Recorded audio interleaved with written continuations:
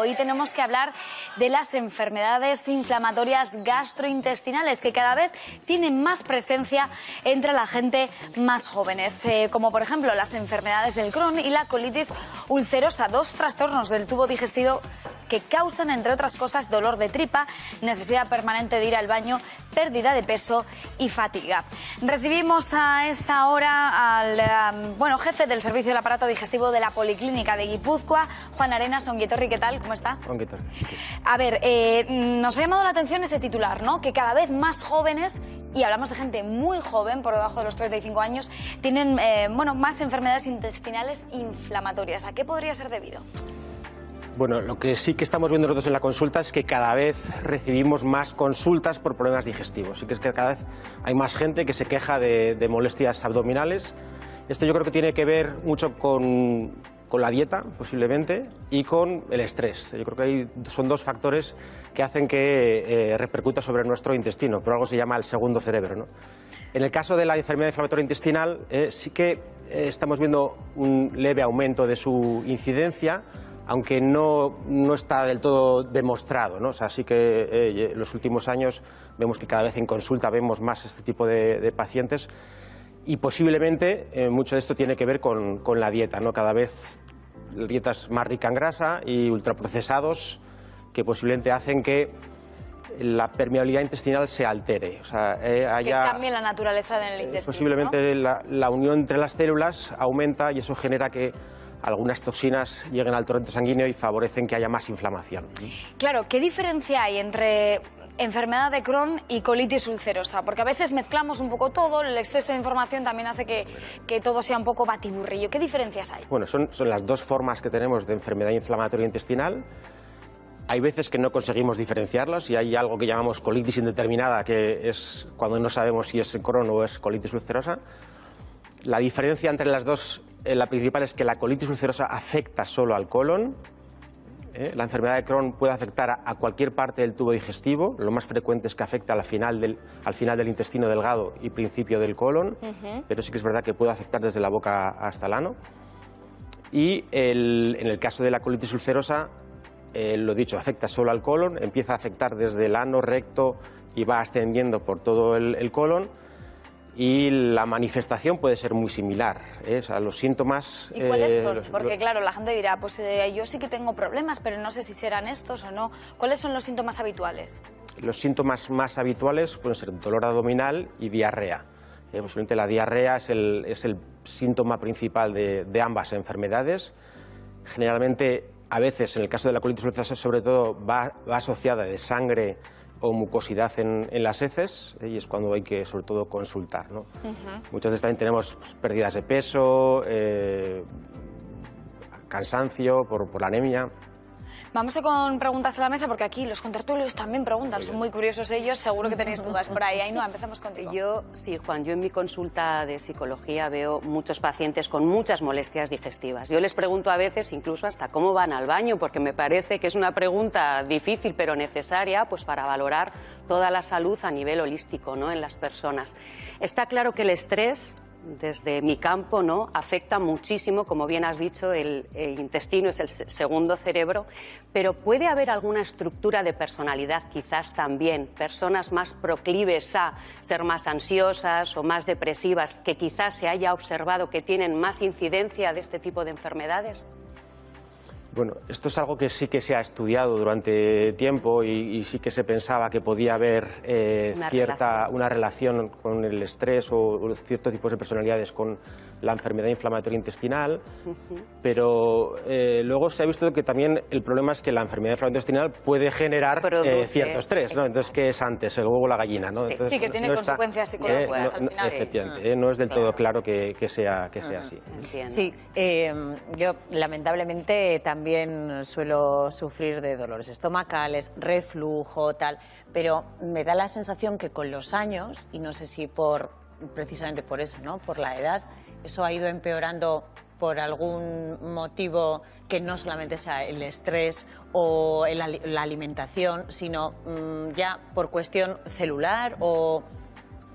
Bueno, o sea, ¿tiene algo que ver? Está claro que con la edad pues nuestras células también envejecen, ¿no?, y eso puede influir Es una pregunta que nos hacemos de forma rutinaria todos los compañeros, el por qué cada vez estamos viendo más, las consultas de digestivo están ahora desbordadas. Sí, ese cambio hormonal, por ejemplo, que tenemos las mujeres a partir de cierta edad. Eso influye también, o sea, hay un problema, bueno, no un problema, sino hay cambios hormonales que pueden influir en cómo hacemos la digestión y eso lo vemos en las consultas, sí, sí. Y en la respiración incluso también puede llegar a afectar problemas que vengan derivados del estómago.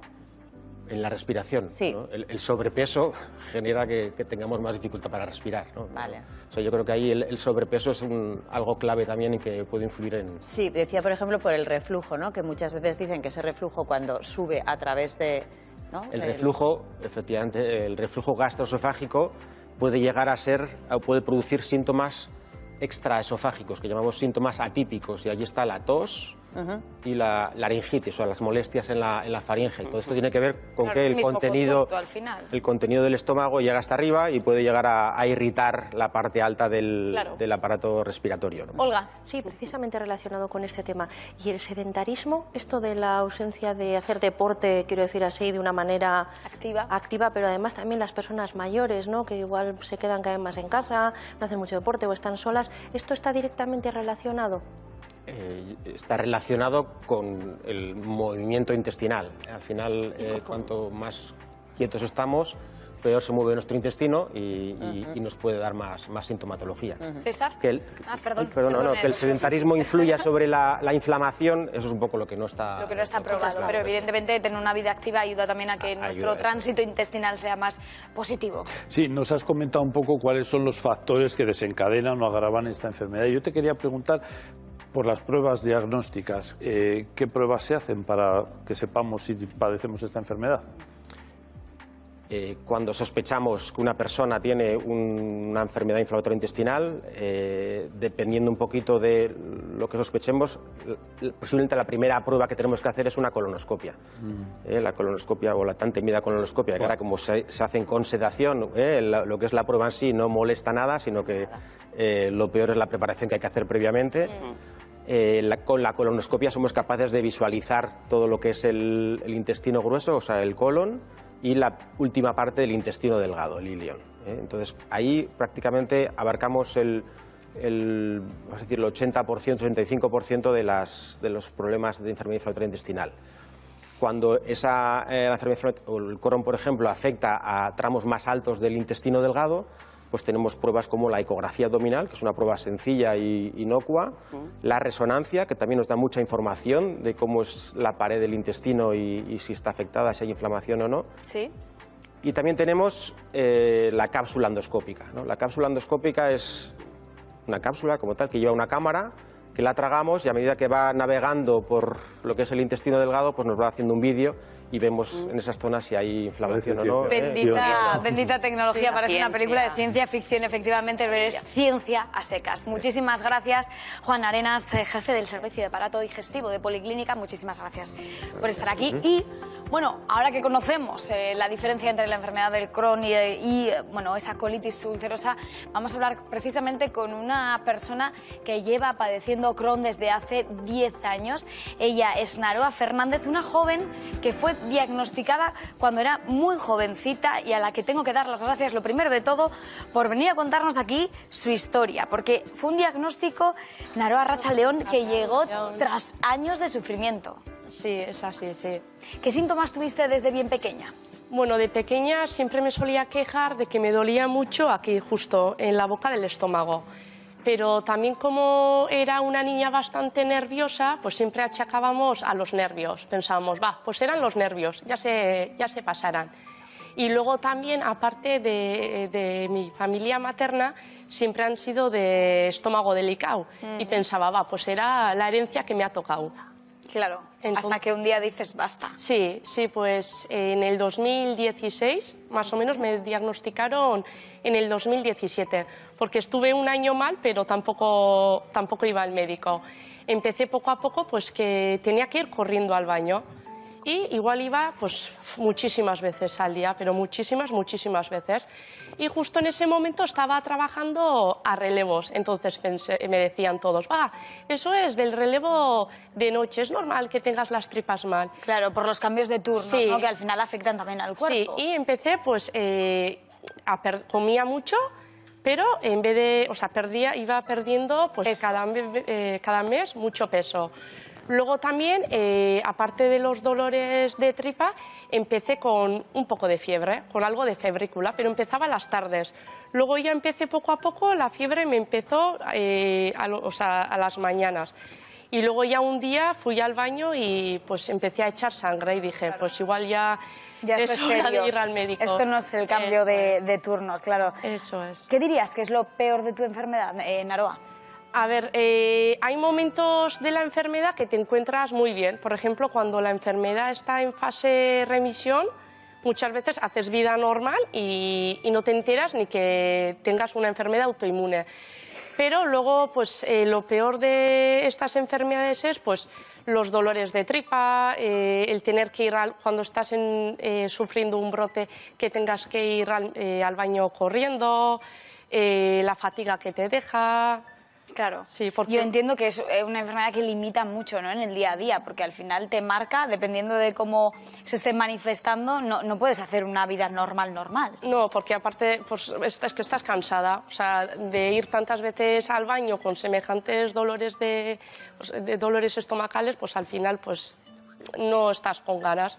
Claro. Pero bueno, luego es verdad también que con las medicaciones que hay hoy en día y en mi caso por lo menos cuidando un poco la alimentación y haciendo deporte, que me ayuda mucho en mi día a día, sí. Lo bueno es que has podido tener un embarazo normal. Sí, sí, es verdad que ha sido un embarazo de alto riesgo porque hay riesgo a tener un bebé prematuro, entonces es muy importante antes de quedarte embarazada el no haber tenido una cirugía un año antes y no haber sufrido un brote 6 meses antes, sí. Sabemos que está en perfecto estado porque has traído a tu bebé aquí a los Sí, estudios de ITV sí. Miramón y es precioso porque son 2 mesecitos lo que tiene nada más. ¿Cómo se llama? Eira. Eira. Sí. Entiendo que también es un motivo, ¿no?, para seguir adelante con tu enfermedad y decir, no, esto no va a poder conmigo, yo sigo adelante Sí, y al soy un final hay ejemplo. que hacer vida normal e intentar relativizar las cosas y hacer lo que se pueda, sí. Además, tú eres un ejemplo, Naroa, de que cada vez más gente joven está teniendo este problema, que era el tema con el que arrancábamos con esa noticia, que cada vez en edades más tempranas, aunque eso no sea siempre comprendido por tu entorno, ¿no? Porque también me imagino que habrá gente que te haya dicho, pero chica, pero si eres joven, ¿qué problema Sí, tendrás? sí, luego muchas veces, como es una enfermedad que no se ve, ¿no? Sales a la calle y igual estás hecho un cromo y te dicen, pues si estás bien, Claro. si no te ocurre nada. Claro. O sea, parece muchas veces que se te tiene que ver algo. Por ejemplo, si tomas tratamientos como corticoides que te hinchan, ¿no? Entonces parece, pues sí, pues está mal, pero Claro. muchas veces puedes tener unas analíticas desastrosas, pero como Aparentemente no se ven nada, Claro. pues sí. Pues Naroa, muchísimas gracias por tu ejemplo y por tu historia. Gracias. Es que recasco. Agur. Agur.